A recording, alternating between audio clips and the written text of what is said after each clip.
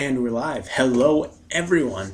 I'm here tonight because it's kind of a not really special occasion per se, but I will say that I have 294 views.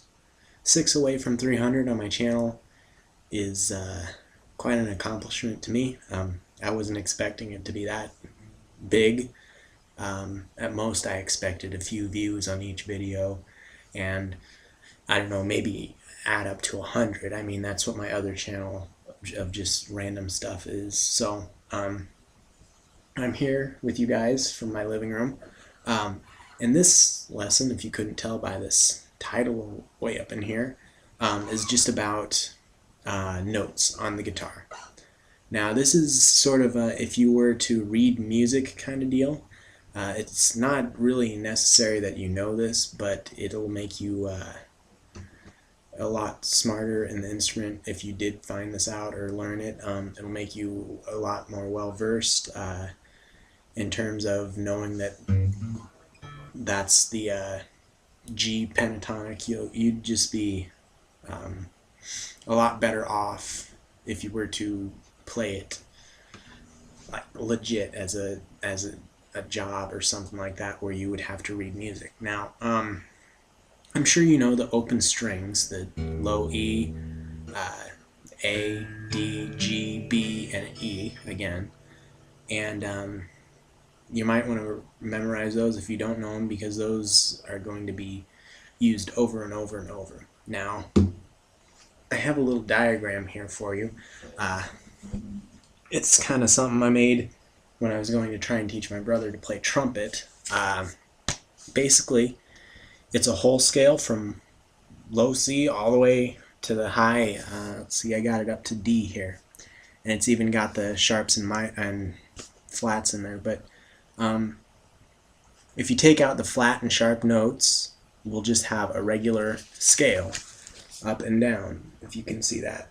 And you can see where I have sharp or flat written, sort of. I mean, it's kind of crappy quality toaster camera here, but you can see that it starts with C, and then this up here is a D. That's a C sharp. I didn't write sharp on it, sorry. But then every step down again, if there's nothing written by it, it's just a whole different note. And basically, down here, 2 ledger lines below, sorry about that, my TV's on, and you guys are lucky I'm doing this because Family Guy's on, so it's either this or Family Guy. I decided to crank this video out really quick because, you know, it's a pretty big thing, 300 views, but if you can tell, it starts out over here, low C, and then the space in between this ledger line and this lower line on the bar. By the way, this is a bar. That's a treble clef. That's your time. I don't know why I put time on the scale. I just did. And the space between the ledger line is a D. On this line here, the bottommost line is an E. And then the space is an F. The next line is a G. The next space is an A. The next line is a B. The next space is a C. The next line is a D. The next space is an E. And then the next line is another F. So, a lot of music teachers, like if you took music in like grade school or something, which is usually kind of a popular thing for schools to do anymore, they will give you the acronym on for the lines, like every good boy does fine, and the spaces will spell face going up. So that's an easy way to remember it. But how that relates to this is you've got your low E string here, and that's a way low note. That's a couple ledger lines underneath that low C we were talking about. And that low C is going to be the 3rd fret on the A string here. That's your low C, actually. And so the thing with this is, in between, or here, let's start at the very basic. This is going to be a basic lesson. I'll start at the very, very basic part of it. You know that the guitar has frets. It doesn't take a genius to see this. So, you know it's got the first fret, second fret, and all that. Every fret on the guitar is a half step, is what we call a half step in the music kind of area.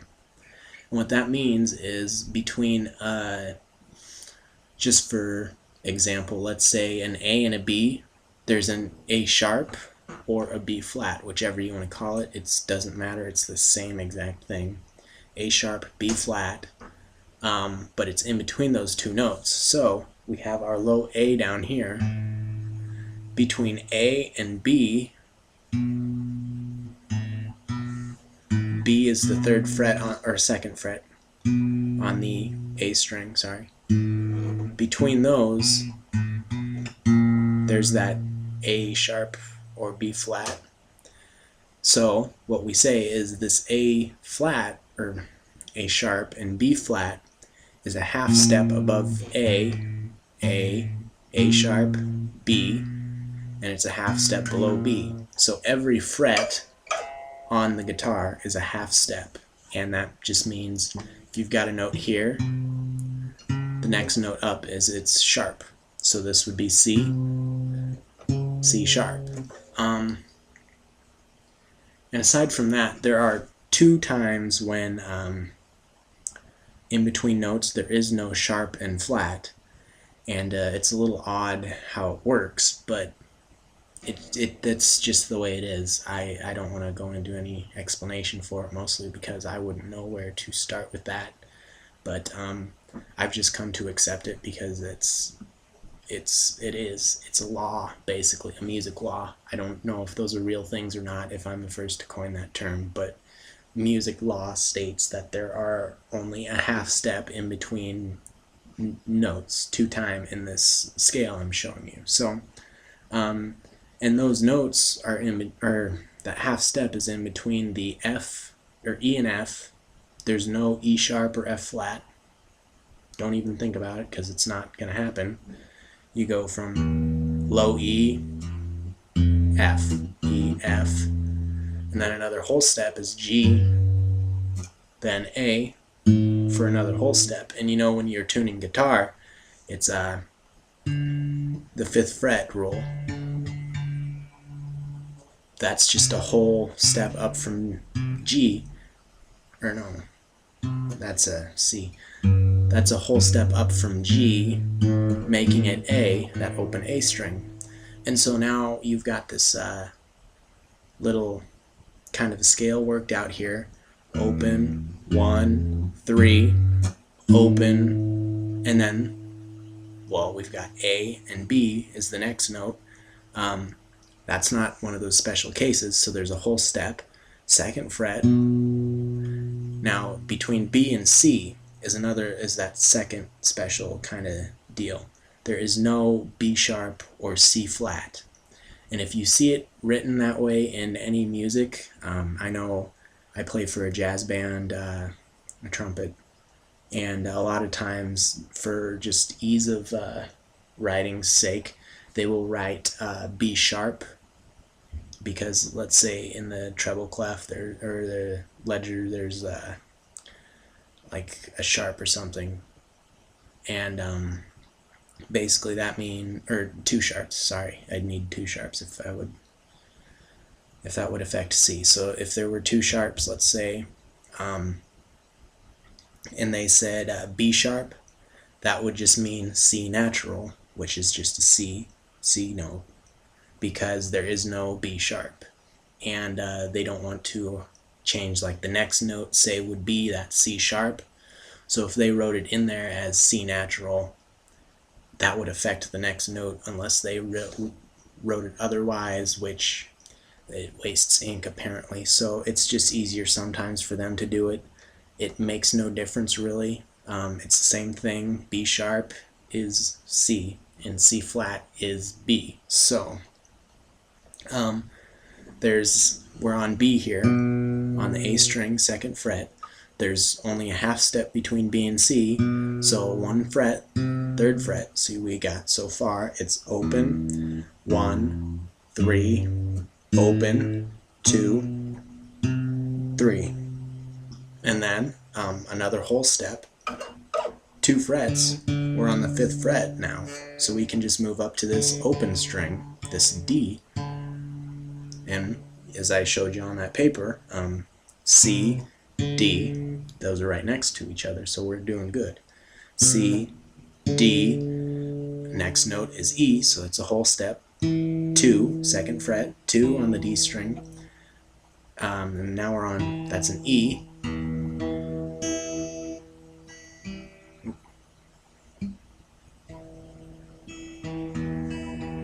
Those are E notes. Those are all E, these high ones, and then this 2nd fret on the D string. So that's an E note. There's no sharp or flat in between E and F, so E, 3 for F. Excuse me, my throat's getting a little dry. And then a whole step for G.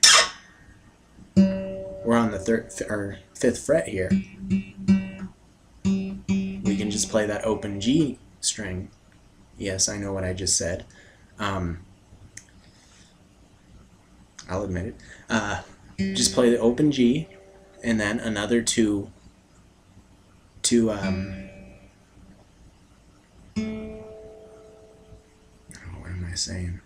Another 2 frets. There we go. Another whole step. 2nd fret on the G string is an A, and then we've got another whole step for C, or no, excuse me, for B, and that's going to be on the 4th fret. And you know, of course, if you've ever tuned your guitar, which I hope you have, if you haven't, then you're probably in the wrong place. You need to go back to the very start and watch that first. But if you have, I'm guessing you have, you know that the 4th fret on the G is the same as the B string. So we can just play that open B and be fine. And then another odd case here, it's only a half step between B and C, so this 4th fret would, or no, this 4th fret would turn into the 5th fret, and that's a C, and all that is the 1st fret on the B string. So there's that, and then another half step to D, that's the 3rd fret on the B string here. Another whole step, that's the 5th fret, that's an E. High E string, open. It's an F now. Only 1 half step, open to 1, and then to the 3rd, and that's your high high G. That's it. So that scale is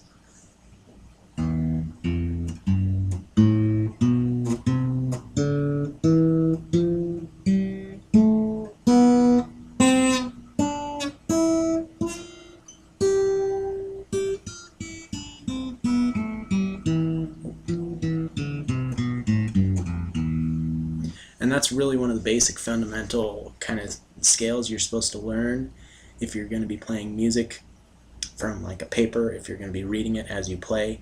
A lot of rock people don't do that because they've got them all memorized, and that's what I've been doing or trying to do. But I figured it'd be nice to let you know that there is another side to it instead of just chords and such. There are actual notes on the guitar, and I'm sure you probably could have guessed that on your own, but hopefully I have helped you realize what notes are what position on the guitar. And once you get this down, it's really going to help you with your bar chords, because if you take, like, let's say an F bar chord right here, what's that lower note? It's that F. E, F. There's an F. Slide it up, G.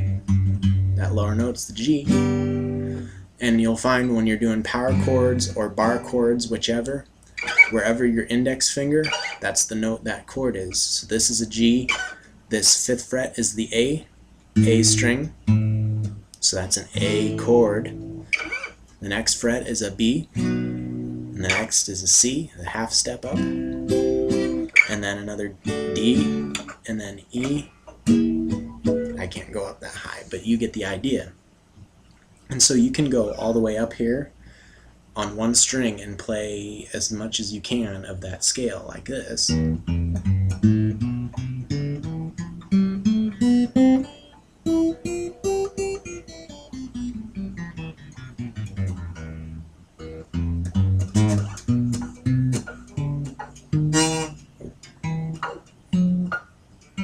I may have messed that up, but you can play it up just by going on half steps and everything, and whole steps between notes, and just knowing what you do from this video, you can do that. And it's a lot easier when like you're playing, let's say you've got a pentatonic scale.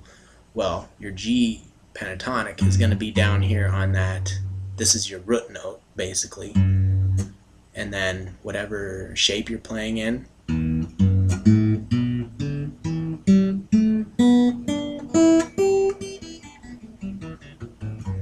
that's your G pentatonic scale, that main shape.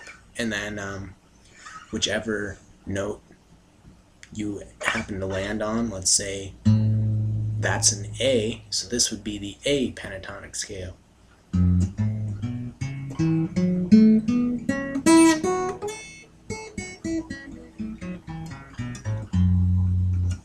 Simple, right? I don't know. It could be the most difficult thing you've ever tried to learn. I hope I made it somewhat clear for you guys. I know I'm not the best teacher, and I might speed over a few things, but I am both slightly excited because school started today, and that was a big old heap of fun, but more so because I have 300 views now, and Family Guy is on.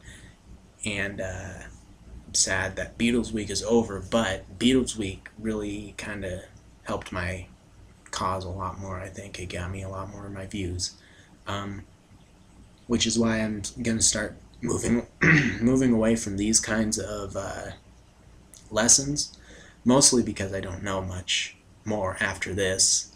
The rest of it is pretty much all general information out there you could find. I mean, I tried to throw in as much specialized cool stuff as I could, but the rest of the stuff, like pentatonic shapes and all sorts of other stuff like that, they're all out there on the internet. You just need to know where to look. I know you can get a PDF of all the chords, like open chords, and then all the bar chords, and then every pentatonic shape too. You can find that by looking up Marty Schwartz. I don't know, maybe some of you have heard of him before. He's kind of where I got the idea to do some of these videos from. He's a good teacher. I learned a lot of stuff from him. He works with Guitar Jams or something like that, I think. And it's a great site with a great free kind of program, and that's what they're doing on YouTube with Marty. And I guess they have versions where you can pay for it, and there's a lot more info that they give you out, but you have to pay for it. But there are a lot of free videos and lessons he has over 300 videos, I think, on one of his accounts, of just him teaching you random songs, random solos, random just soloing. He helps a lot with soloing. It's a great channel to check out if you're really into learning a lot. I mean, I can teach you some, but I can't teach you everything, sadly. So if you can't learn it from me, or if I haven't taught it, odds are Marty has. Go find him, and I'm sure he'll get you sorted out. So I hope you guys enjoyed this lesson. I love doing it. This is kind of, I wouldn't say celebration, because it's kind of a crappy lesson idea. I mean, it's probably not going to get a lot of views because of it, the title, and the fact that it's not a specialized song, and people aren't really going to be searching for it necessarily, but it's kind of my way of saying thank you, everybody, for all the views. I've got a few requests I'm going to be working on and a few random songs I'm going to be working on, and I will be sure to post those up as soon as I can. And I should probably stop talking now because I have been doing so for the last 2-3 minutes. So thanks for all the views. It's been great so far, and I hope it continues. Thanks, and I will see you at maybe even 500, 1,000, million. Probably not, but seriously though, thanks everyone. See you next time.